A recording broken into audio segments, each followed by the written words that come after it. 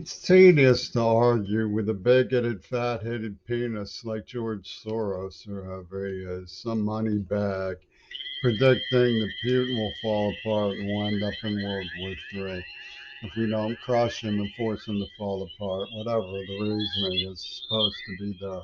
Our civilization isn't going to survive because he has nothing to do with our civilization except that he's made himself fat and wealthy on it.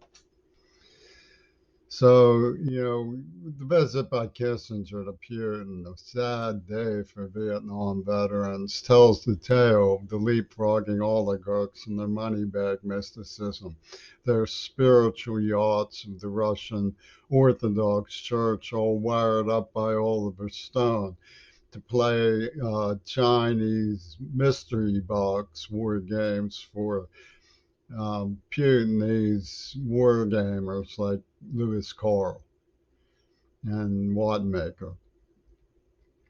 So, I mean, the whole rubrics of the idea that they're at odds with each other is sort of silly when they're cahootering the way they're cahootering.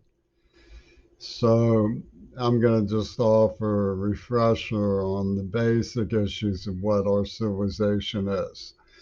Admittedly, there are people already yawning. They prefer the action packed PlayStation of the post insect apocalypse last licks of America egged on with Chuck Watts type ego games by Jewish Holocaust survivors who unfortunately got the message, whatever you want to do.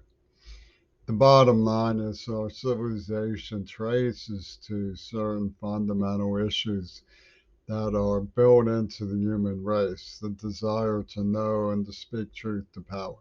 The American Library Association.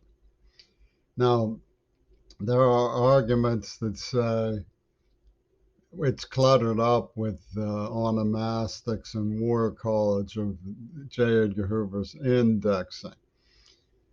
Well, it turns out that the American Library Association has a built-in safeguard. They don't burn books, and they offer books they withdraw to the public, and they have public Xerox machines. It's not illegal in our civilization to write something and then have that something exchange hands. Now, Kissinger says we live in a new world. I'll tell you a little bit about the new world he thinks we live in.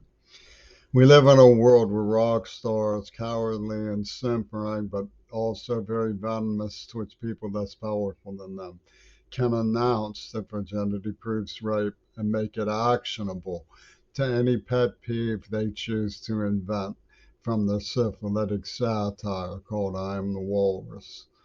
Well, it turns out the American Library Association still has a built in safeguard.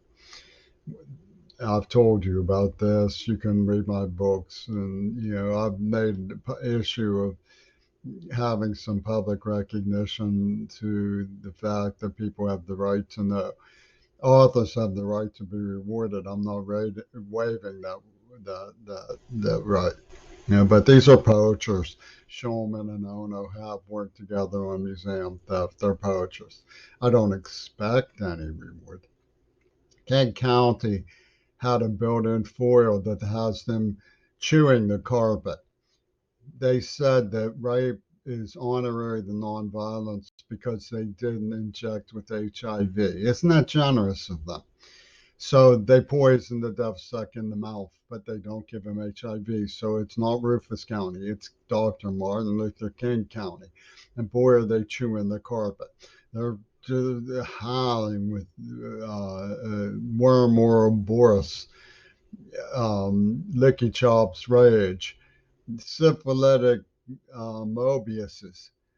They have to out-harness this idea that Martin Luther King County has made a built-in safeguard against injection of the HIV virus. How are they going to do it? How the Green Party's caught in its own trap. Aha! Trumpy Tune says the queerball broke his word to Clint Eastwood to use the script only as directed. So what's it going to be? Well, you know what happened to Martin Luther King. They have a war game. You say 4-4 and it's on the nose, Tin Man.